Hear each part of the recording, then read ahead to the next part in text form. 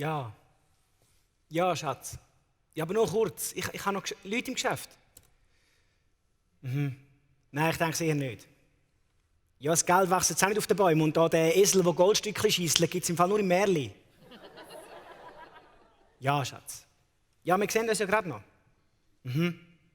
Ja, ich dich auch. Tschüss. Also, ich muss entschuldigen, meine Frau. Aber die kennen sie ja schon bestens. Kein Problem. So viel Geduld muss sein. Und wie sagt man so schön? Happy Wife, Happy Life. Würde ich auch meinen. Aber so ganz in Jingle Bells Stimmung sind sie jetzt auch noch nicht Gott. Ja, es geht ja nicht um mich. Ich meine, jetzt müssen wir etwas für sie finden. Oh, Herr Fehr, Sie sind unsere letzte Hoffnung. Ja, ganz ehrlich, zu viel Hoffnung würde ich mir jetzt nicht machen. Die Hoffnung stirbt zuletzt. Zuletzt vielleicht. Aber sie stirbt auch. Ein Unglück aber auch, dass unser Hotel ausgerechnet heute an Heiligabend einen Wasserschaden hat.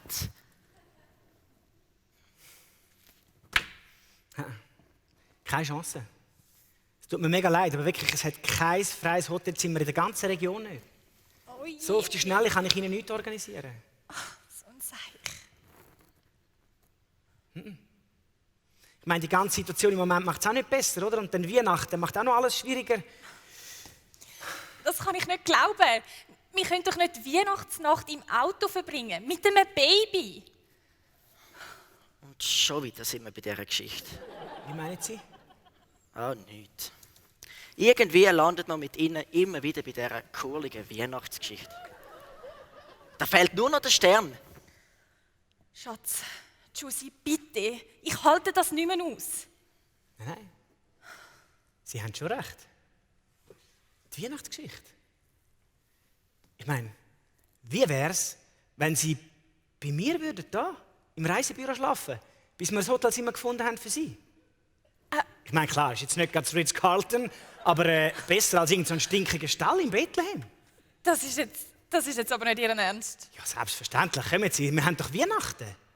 Herr Fehr. Ja, nein, komm, Simon ist voll okay. Giuseppe. Aber alle nennen mich Giussi. Das ist Marion. Freut mich. Hey, was würdet ihr jetzt davon halten, wenn ich uns eine Runde Tee mache? Das hilft unseren strapazierten Nerven auch ein bisschen, hä? Vielleicht noch ein Schuss Güchs drin. Das Dümmste wäre es einmal nicht, oder? Also für mich nicht, ich bin am Stillen. Ah, ist doch ein Witz gewesen. Obwohl, das Dümmste wäre es gar nicht, oder? Ich meine, hilft ja auch ein bisschen für die Nerven.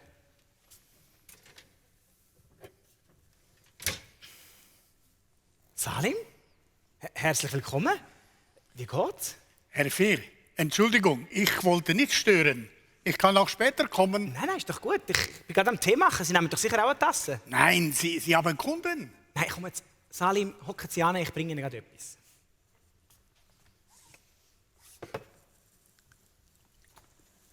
Aber Salim, jetzt ganz ehrlich, Heiligabend, was machen Sie da? Ich habe gesehen, dass bei Ihnen noch Licht brennt. Und ich wollte kommen und Ihnen schöne Weihnachten wünschen. Ich hoffe, dass bei Ihnen auch noch ein bisschen Weihnachten eingezogen ist. Weihnachten eingezogen? Ja, irgendwie schon und irgendwie auch nicht.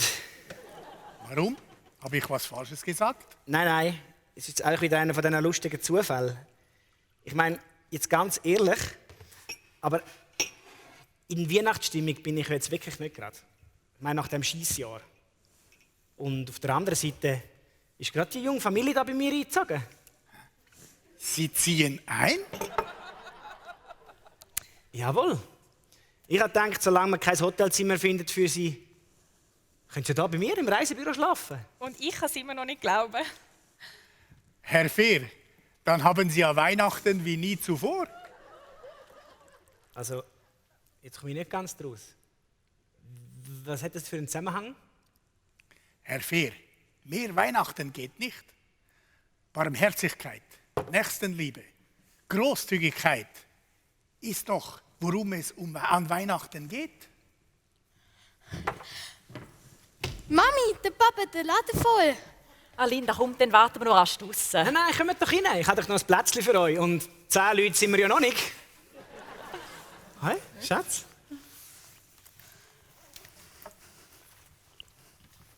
Mach ich Was gerade ist noch denn einen da Tee. los? Selbsthilfegruppe. Hallo Sina. Salim? Mami, was machen all die Leute da? Keine Ahnung. Ja, wir feiern Weihnachten. Weihnachten. Simon, geht's dir noch gut? Ja, wieso meinst du? Bist du krank? Hast du gesoffen? Du redest wie das Zeug. Excuse, Frau Fehr. Grüezi. Grüezi. Ich glaube, ich müsste es kurz erklären. Unser Hotel hat einen Wasserschaden gehabt. Und jetzt haben wir kurzfristig eine neue Unterkunft suchen. Ja, und weil wegen dem Virus die Hotels entweder zu sind oder schon alle ausgebucht, haben wir schon gedacht, wir müssen im Auto übernachten. Und dann war aber ihr Mann so freundlich gewesen und hat uns angeboten, hier im Reisebüro zu bleiben. Okay. Ja, über die Festtage hätten wir ja sowieso zugemacht. Ja, vielleicht nicht nur über die Festtage. So schlimm? Was ist schlimm? Linda, mach dir keine Sorgen, es kommt alles wieder gut. Komm jetzt, Manuela. Der Zweckoptimismus macht jetzt auch keinen Sinn mehr.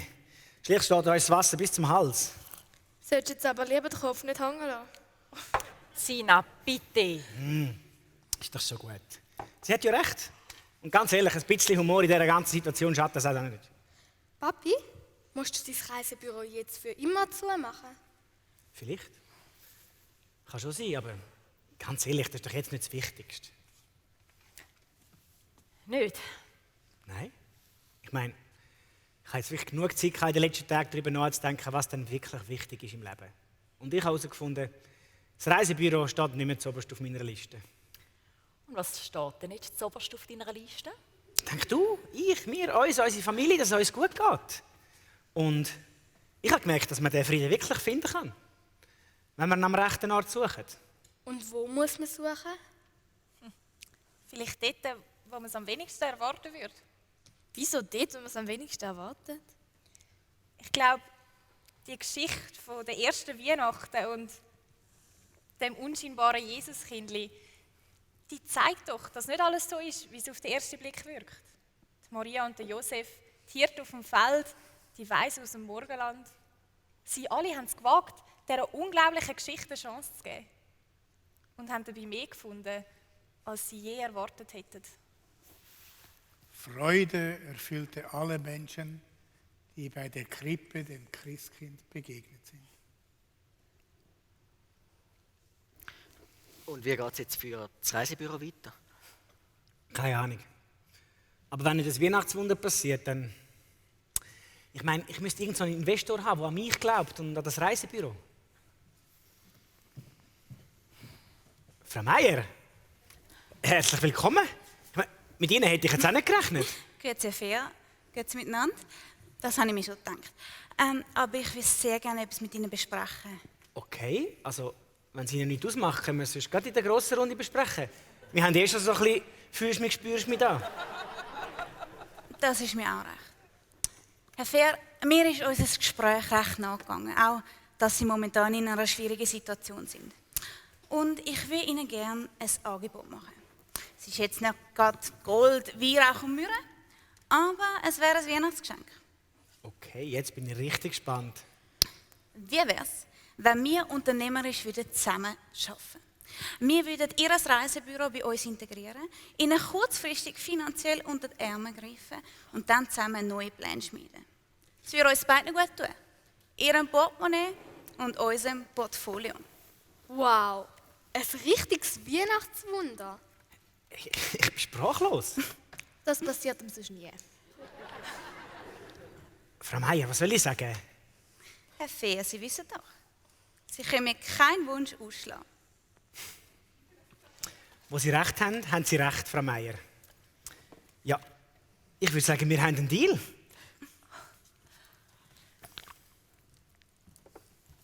Ich glaube, mehr Weihnachten geht nicht mehr.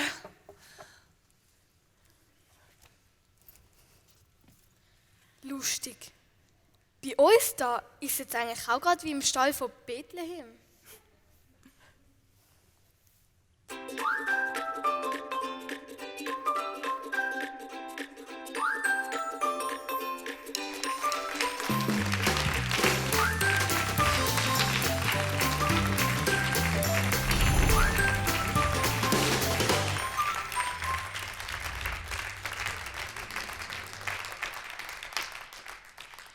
Ja, willkommen zurück jetzt da in dem wunderschönen Reisebüro in der Winterthurer Altstadt. Und bei mir sitzen jetzt Rachel Ganz und der Reto Lussi.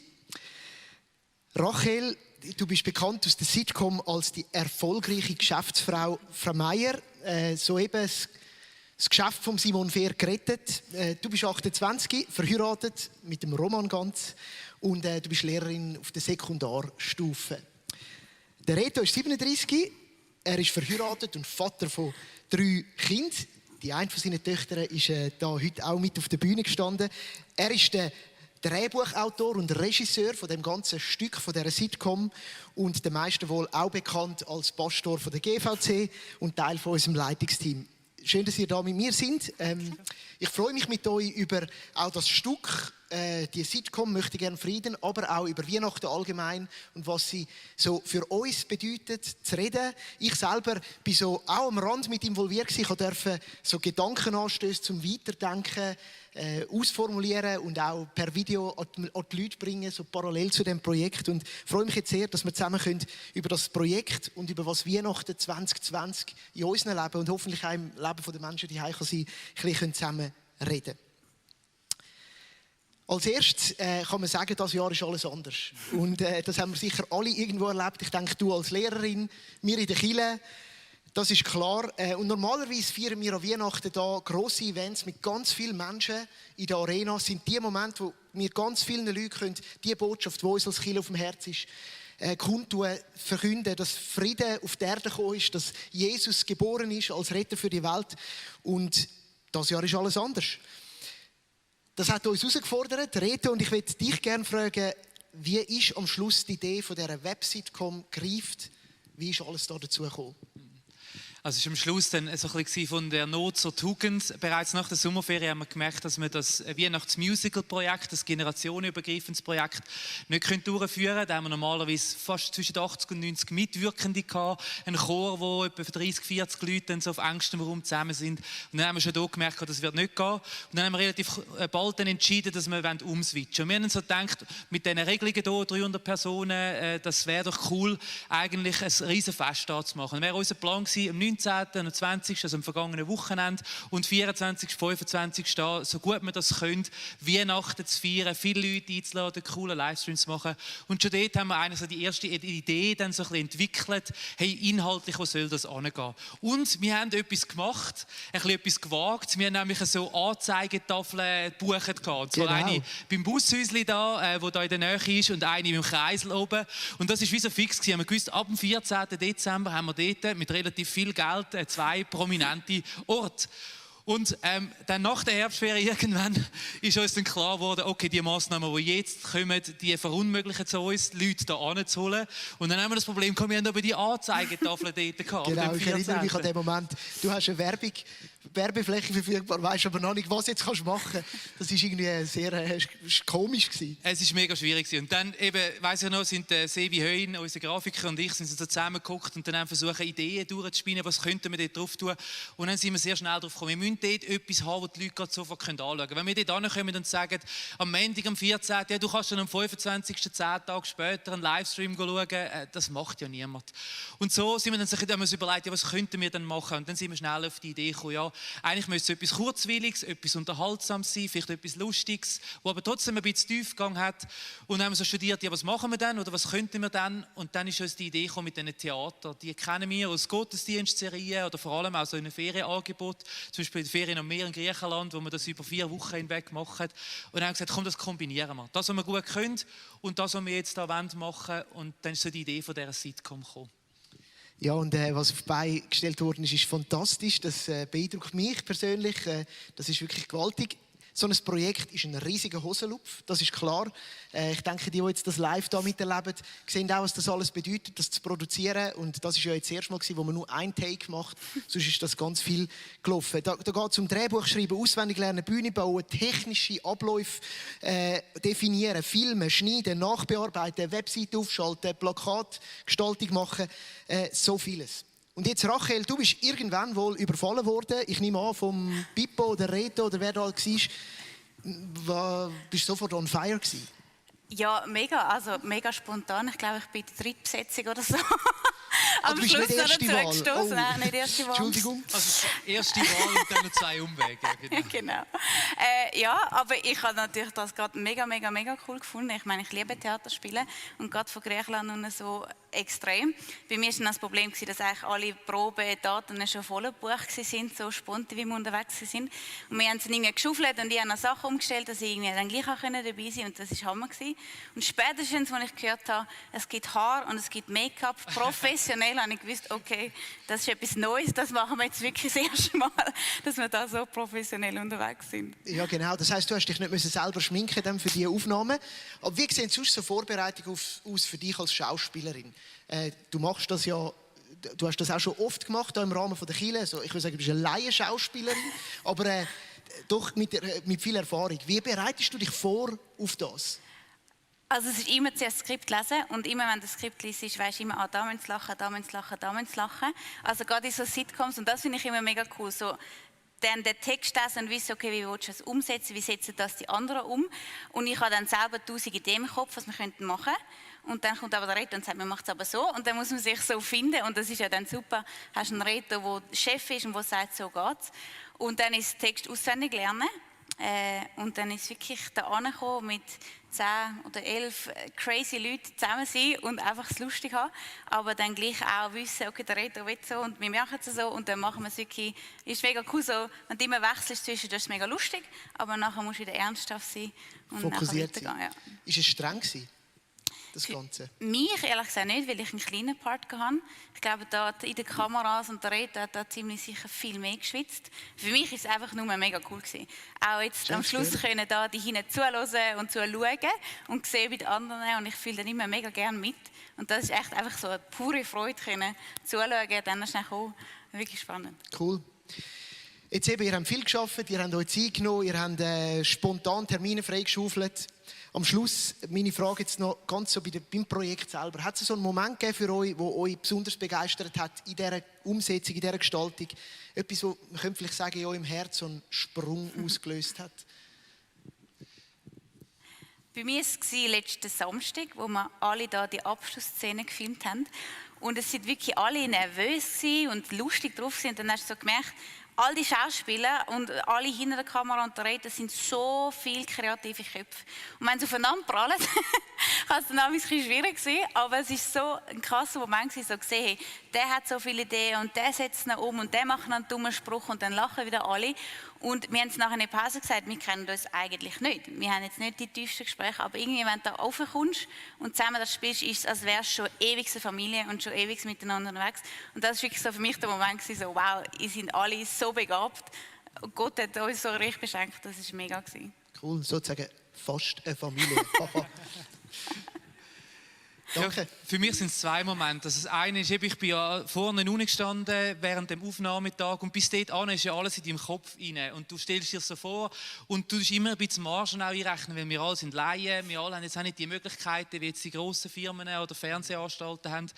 Und wenn du dann so auf den Bildschirm schaust und dann das erste Mal merkst du so ein bisschen, okay, mal, das funktioniert, glaube ich, dann gumpelt das Herz rein dran, weil dann merkst du so ein bisschen, okay, ja, ich habe mir es so vorgestellt und du denkst so mit dieser Kulisse und all dem und plötzlich spürst du, wie tauchst du ab in die Geschichte rein. Das war ein cooler Moment gewesen.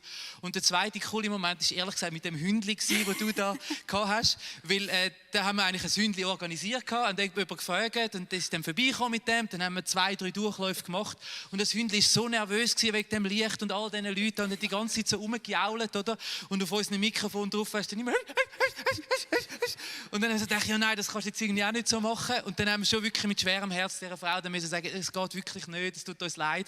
Dann haben wir noch mal einen Durchlauf gemacht ohne Hündli. Und plötzlich kommt so meine Tochter und schupft mir so auf die Schulter und sagt, du, da hockt ein Mann mit einem Hund. Und ich so, okay. Ja, er hat gesagt, die Frauenegin da gesagt, wir brauchen noch ein Hündli. Und sie sagt, ganz ein herziges, braves. Und dann habe ich dann mit dem ins Gespräch gekommen und dann tatsächlich haben wir wirklich wie vom Himmel geschenkt noch so ein Hündli gehabt. Und das war so ein bisschen unser Traum gewesen. Und dann plötzlich von irgendwo also ein Spaziergänger ist ein Spaziergänger, den sie irgendwie offensichtlich kennt hat, der Pierre, wenn du das siehst, danke vielmals. Das herzige kleine Hündli ist wirklich dann gekommen, ein Take nochmal und dann genau ist es dann so gewesen. Also das löst auch auf, das Hündli ist heute nicht krank, sondern er ist nicht am Spazieren. Ja, genau.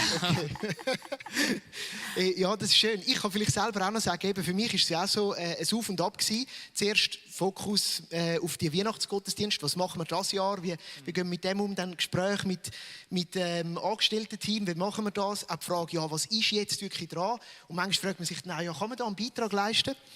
Und wo wir uns dann entschieden haben, nach vielem Auf und Ab, und ich habe die Arbeit gemacht, Reto, die das Drehbuch geschrieben und klar war, ich darf so Gedanken dazu machen, dann weiss ich, an einem Morgen im Homeoffice unter Zeitdruck habe ich gewusst, ich muss jetzt die Gedanken zu Papier bringen. Und die müssen ja irgendwie zu dieser Sitcom passen. Und dann habe ich die Drehbücher gelesen, im Word-File, roh wie sie sind. Und spätestens beim dritten Teil, das ist der dritte mit dem Salim, weiss ich noch, bin ich wirklich da gesessen und so, das Augenwasser ist mir so ein bisschen in den Augen aufgestiegen und dann merkst du, okay, irgendwie bewegt das etwas auch in mir, wenn ich es lese, und irgendwie ist dort bei mir so aufgegangen, yes, die Botschaft, die darf man verkünden, und das war so ein cooler Moment für mich auch, und mich sehr motiviert hat, um dann weitermachen und das auch promoten. Ja, das so ein bisschen zum ganzen Rahmen umsetzen und so weiter. Es gibt noch viel zu erzählen, ist klar. Ich möchte jetzt noch einen Fokus legen auf den Inhalt dieser ganzen Geschichte. Frieden ist das Thema, es geht um Frieden. Und die Spannungen vom Corona-Jahr werden ja auch fest aufgegriffen in dieser Sitcom, das ist klar. Reto, vielleicht ein paar Gedanken dazu, zu dem ganzen Thema. Wieso das Thema Frieden? Dass es mit Corona zu tun hat, ist klar, aber hat es auch eine Bedeutung über das aus? Kannst du da uns ein bisschen mitnehmen, auf deine Gedanken, die du dir gemacht hast? Ja, also ich glaube, dass wir das Kommen von Jesus hat verschiedene Aspekte, und es wird ihm auch verschiedene Namen geben, also vor allem im Alten Testament das Prophezeiung schon, dass er eben der ewige Vater ist und unter anderem eben auch der Friedenfürst oder der Immanuel, der Gott, der näher kommt, und der Aspekt vom Frieden ist uns schon mega schnell dann klar geworden, weil wir einfach gemerkt haben, die Krise macht etwas mit dem Land, macht etwas mit den Menschen in dem Land, es löst Ängste aus, es löst irgendwie Unsicherheiten aus und es löst das Gegeneinander aus von verschiedenen Meinungen und Polen. Und das haben wir hier schon eigentlich nach der Sommerferien gesagt, wir wollen unbedingt das thematisieren. Wir glauben, die Botschaft heute noch Relevanz hat. Und der zweite Gedanke war dann, dass wir gemerkt haben, ja, innerhalb von dieser Weihnachtsgeschichte gibt es ja viele kleine Geschichten von Menschen, die etwas erlebt haben mit dem Frieden. Und ich weiss nicht, ob wir es gemerkt haben, wir haben gehofft, dass wir es so verpacken können, dass es nicht mega offensichtlich ist. Aber die einzelnen Figuren sind ja diesen Figuren aus der Weihnachtsgeschichte nachempfunden. Wir haben uns dann so überlegt, oder ich habe beim Schreiben, was hat Maria und Josef gedacht mit der überraschende Nachricht. Oder der Arme, der Hirt, der Salim, der in dem Sinne nachher immer noch ein armer Mensch war. Wie hat die Friedensnachricht oder die Botschaft von Weihnachten sein Leben verändert? Oder eben die Weise aus dem Morgenland, die eigentlich erfolgreich ist, die eigentlich alles hatte und nicht hätte auf das Israel pilgern. Was ist so ein bisschen die Essenz von dem? Und das, wie versucht, dort drin hineinzupacken. Zu sagen, den Frieden kann man finden, wenn man ihn sucht, wenn man es zulässt. Aber er ist vielleicht ganz anders, als man es erwartet hat. Und das ist so etwas im Kern eben von dieser Weihnachtsbotschaft, wo wir gehofft haben, dass irgendwie der Funke dann auch springt. Und man könnte vielleicht auch sagen, dass im Corona-Jahr das alles viel mehr zum Ausdruck kommt, auch die Nöte und die Sachen, aber eigentlich sind es essentielle Sachen für unseren Alltag als Schweizer in unserem Leben. Und das finde ich wirklich schön. Rachel, du bist in deiner Rolle als Frau Meier eine wirklich erfolgreiche Frau, ebenso eine Weise aus dem Morgenland, wo dann sogar ja über ihrem Erfolg steht und Herr Fehr kann sagen, dass es um mehr geht. Jetzt mal aber ganz persönlich, was bedeutet dir Erfolg in deinem Leben? Macht er dich glücklich? Und wie gehst du mit diesen Fragen um? Also für geschäftlichen Erfolg habe ich die falsche Karriere eingeschlagen. Als Lehrerin mache ich jetzt nicht gerade Erfolgskarriere. Aber ich merke schon, ich bin ein Typ, der mega nach Erfolg schreibt, aber vor allem nach Leistung schreibt. Ich tue mich mega mit Leistung messen. Und jetzt in diesem Jahr war es wirklich etwas Extremes gewesen. Ich konnte nicht leisten. Ich konnte nicht so unterrichten, wie ich will. Ich konnte in der GVC nicht das machen, was ich eigentlich ausmache. Und sonst ist wirklich, okay, das mache ich. Und mein Terminkalender ist voll, weil ich mich wirklich über das definiere. Wenn ich es schaffe und wenn ich möglichst viel reinpacke, dann bin ich gut. Und das habe ich das Jahr extrem merken, dass ich das nicht mehr habe. Und dann wie müssen merken, okay, und jetzt, was bist du jetzt? Und das bin ich jetzt am Lernen, aber das Jahr hat mir dort mega geholfen, zu merken, hey, Gott definiert mich nicht über Leistung. Und ich bin das schon lange am Lernen und Schritt für Schritt, aber es ist wirklich so, auch wenn ich jetzt mal nichts machen kann, auch wenn ich nichts leisten kann, sondern einfach mal daheim bin oder lese und niemand sieht und niemand gratuliert mir dafür, dass das wirklich dann auch eben nicht Erfolg ist, aber dass wieder ein Erfolg nicht zählt und dass das auch nicht so schlimm ist. Also eigentlich auch eine Wahrheit, die in dein Leben einsinkt, die aus dieser Geschichte rausgeht. Mega. Und du selber auch repräsentiert hast da. He? Ja. Und das hat mich dann auch so, eben am Anfang habe ich gedacht, sie ist mega arrogant, sie ist ja so reich. Und dann so beim zweiten Satz, als ich dann gelesen habe, im Skript, okay, die ist gar nicht arrogant, die ist mega, mega voller Liebe. Und dann so wie zu erkennen, hey, Erfolg ist nicht einfach, du bist da oben und du hast alles, sondern es ist Liebe zeigen. Und noch weiter als das gesehen, was man physisch hat. Ja. Der Salim sagt ja, hat man Sorgen oder macht man sich Sorgen? Oder er stellt die Frage in seiner Staffel, die eben mir auch sehr nahe gegangen ist. Darum dachte ich, stibitze die raus. Ist das nicht ein bisschen zu einfach gesagt? Ich meine, wenn man wirklich Sorgen hat, und ich glaube, es gibt Menschen, die haben die auch aktuell, auch gerade in diesem Jahr. Was hat denn Weihnachten da zu bedeuten? Und wie kann das drin kommen? Oder kennen die denn auch so Sorgen? Oder? Ja, also beim Schreiben fällt einem das natürlich auf, dass das ein ketzerischer Gedanke ist. Und gleichzeitig würde ich vielleicht dann noch unterscheiden zwischen Schwierigkeiten, Herausforderungen, Problemen und Sorgen. Weil die Sorge ist ja eigentlich viel mehr als ein tatsächliches Problem, die Erwartung von etwas, meistens von etwas Negativem. Also das heisst, das Führen schauen und in dem Sinne die Erwartung, dass jetzt etwas Schwieriges wird sein. Und da, finde ich, hat die Bibel schon einige Texte, eine Sache, wo Jesus sagt, wo so ein Satz so mit nachgegangen ist, jeden Tag hat seine eigenen Sorgen. Oder eben, lass dich nicht gefangen nehmen von diesen Gedanken. Und mir sind viele Leute in den Sinn gekommen, wo es wirtschaftlich sehr schlecht gegangen ist. Vor allem auch im Ausland. Wir sind mehrmals in Bulgarien oder in Indien und wirklich dort in Slums. Und wenn ich sage Slums, dann meine ich so, wie man sich das vorstellt, Wellblechdächer, so Hütten, wo dann, wenn es regnet, 3, 4, 5 Santi Wasser drin hast, 3, 4 Generationen aus der gleichen Familie, die dort leben. Und die Menschen haben auch Glück gehabt in ihrem Leben. Die Menschen haben Zufriedenheit gehabt. Die Menschen haben das manchmal, als ich als Schweizer Besucher wie etwas vorausgehabt im Thema Frieden und Lebensglück. Und dort habe ich gemerkt, eben, man kann das einfach nicht so zusammenknüpfen. Mit dem will ich nicht sagen, Probleme sind unbedeutend oder das, was einem Sorgen machen kann, das ist nicht echt. Aber ich glaube, es gibt da drinnen Antworten, die tiefer liegen, wo Menschen auch in solchen Situationen helfen können. Und es gibt Möglichkeiten, dass man auch mit die Herausforderungen, Schwierigkeiten und echten Nöte hinein zufrieden kann sein, im Herzen erfüllt kann sein mit etwas. Und das ist vielleicht dann halt eben das Göttliche, das Übernatürliche, wo man dann nicht so aus den Umständen herausziehen kann. Das Wunder von Weihnachten. Irgendwie, wo die Menschen erlebt haben.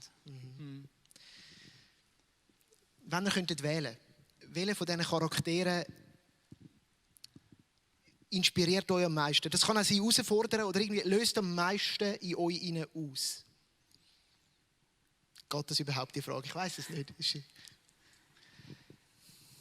eine schwierige Frage. Eben, ich denke, jetzt ich, was geschrieben habe, es steckt ja wie in jedem Charakter rein, in jeder Figur rein, steckt ein bisschen etwas von mir. Und dann gibt es die, die mir persönlich natürlich sehr nahe kommen. Zum Beispiel das junge Ehepaar, das überraschend älter geworden ist. Das haben wir erlebt mit 23. Und das ist sicher etwas, was dann so ein bisschen drin steckt, so Gedanken. Und vielleicht aber jetzt so faszinieren schon am Menschen den Salim. Ich habe probiert, eben so ein bisschen etwas Mystisches anzuhauchen. Ich habe mir so vorgestellt, dass so ein Mensch, wenn du heimkommst und dann begegnet bist, du bist nicht ganz sicher, ob du das wirklich erlebt hast oder ob das irgendwie so ein bisschen eben ein Engel war oder sonst so. Und das ist sicher eine Figur, die ich sehr spannend finde, einfach von der Art her, die mit wenig sehr viel kann bewirken. So ich persönlich. Für mich ist, glaube es sind zwei. Einerseits Manuela, wo wirklich, ich meine, sie sind kurz, Mutter, genau. Kurz vor dem Bankrott und sie ist gleich immer noch gut drauf und probiert alles zu retten und gibt irgendwie nicht auf. Das fasziniert mich mega, aber dann Maria, auch mega, weil dort, wo ich das geschaut habe, sie hat so locker genommen. So, ich meine, das eben, was du vorher gesagt hast, das muss doch ein riesen Schock sein, wenn du so jung einfach ein Kind bekommst und plötzlich die Verantwortung hast und alles. Und sie sagen das mit so viel Liebe und schauen sich noch so verliebt an und auch so, es ist gut, wir akzeptieren, wie es ist und es kommt auch gut. Und das hat mich mega, mega fasziniert. Cool, ja, danke. Vielleicht noch als so langsam auf die Zielgerade zu kommen. Wenn ihr zurückblickt, wir haben jetzt hier eine Website gestaltet, um den Menschen Mut zu machen, um zu sagen, Weihnacht ist ein Moment, wo in deinem Leben auch nochmal einen neuen Dreh geben kann. So ein Moment, wo man sich ja regelmäßig zurückbesinnt, jedes Jahr, aber wo wir glauben, dass er etwas auslösen kann. Gibt es in eurem Leben vielleicht jemand von euch so ein Ereignis, wo ihr euch zurückerinnert und sagt, mal, dort an Weihnachten, dort ist ja für mich etwas geschehen? Oder ist das etwas, das auch immer wieder kommt, auch jetzt in diesem Jahr besonders? Das würde ich gerne noch ein bisschen rausspüren.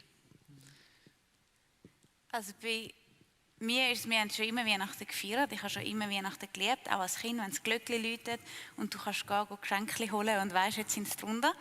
Aber für meine Eltern war es, glaube ich, immer mega Stress gewesen. Also so der Klasse ist noch Geschenke posten und kochen und alle kommen. Ja, und es ist sehr angespannt gewesen. Also so klassisch der Vorweihnachtsstress, mega angespannt immer. Und ich habe mich eigentlich sehr gefreut jedes Mal, aber auch gemerkt, gleichzeitig ist für sie wirklich, es ist streng und es ist mega viel Druck irgendwie rum. Und jetzt, wo wir sind genau 10, wenn wir uns alle treffen, Kinder, Partner und Eltern. Und jetzt gerade gestern und auch letztes Jahr, so zu erkennen, dass wir wieder Wechsel gemacht haben von Weihnachten ist für die Eltern etwas mega Strenges und es ist etwas mega Stressiges und überhaupt nicht Freudiges, zu wir erwachsene Kinder können jetzt kochen, wir können ihnen das abnehmen, wir können einen mega, mega schönen Abend haben und es ist wirklich so Frieden. Also wirklich, vorher hast du immer gemerkt, dass Kind irgendwie ist angespannt und jetzt habe ich wirklich auch gestern gemerkt, es ist echt so ein Frieden, wir hocken an dem Tisch, es ist irgendwie vollständig und so diesen Wechsel zu erkennen, das ist wirklich, da geht mein Herz auf, so zu wissen, jetzt ist Weihnachten für alle etwas mega Schönes. Schön. Danke fürs Teilen. Dann würde ich gerne Reto dich zum Schluss auch da noch fragen. Weihnachten 2020, was bedeutet sie für dich?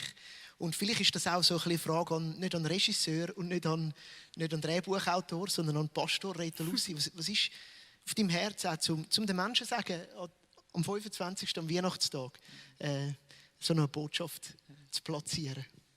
Ja, vielleicht ist es bei mir eben gerade ein bisschen speziell, weil seit vielen Jahren beschäftigt mich Weihnachten eigentlich das ganze Jahr durch. Wie ich gesagt habe, wir machen zwischen so ein Musical-Projekt und das bedeutet dann normalerweise, dass ich im Sommer, in der Sommerferien, bei 36 Grad draussen mich in einem Kämmerchen einschliesse. Und man muss sagen, das hast du auch dieses Jahr gemacht. Genau. Und versuche, Weihnachtsstimmung aufkommen zu lassen. Und für mich liegt eben ein bisschen etwas in der Regelmäßigkeit von dem Fest. Ich glaube, es ist Ostern, es ist Weihnachten, sind die grossen Feste und sie haben schon immer für die Menschen eine grosse Bedeutung gehabt. Man sieht das im Alten Testament schon lange bevor Jesus auf die Welt gekommen ist, wie Gott das wollte, dass sie regelmäßig die Feste feiern, um die Erinnerung wach zu halten. Und ich glaube, am Ende Weihnachten 2020 ist genauso wie jedes Weihnachten auch sonst eine Einladung, das Rufen, die Stimme von dem Gott zu hören, der sagt, ich bin da. Und ich interessiere mich für euch und ich will euch dort begegnen, wo ihr im Moment jetzt sind. Oft, wenn wir ja Religion oder Glauben hören oder uns mit dem auseinandersetzen, dann ist es so der Versuch vom Menschen, sich irgendwie mit dem Ewigen, mit dem, was man sucht in seinem Herzen, mit dem Frieden, was auch immer es ist, zu verbinden.